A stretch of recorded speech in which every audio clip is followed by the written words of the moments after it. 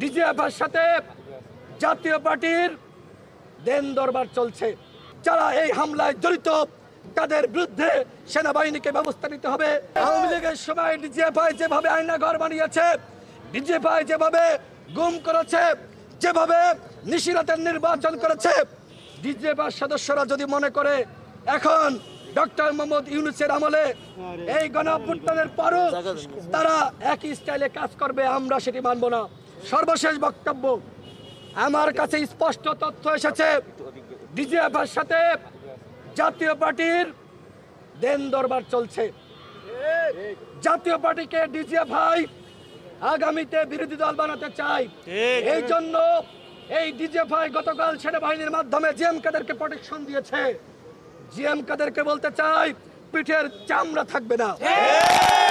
তুমি যদি ডিজিএফআইয়ের ইন্ধনে আবারও রাজপথে নামো, তুমি যদি নির্বাচন করার চেষ্টা করো, জনগণ কিন্তু দাঁত ভাঙা জবাব দিবে।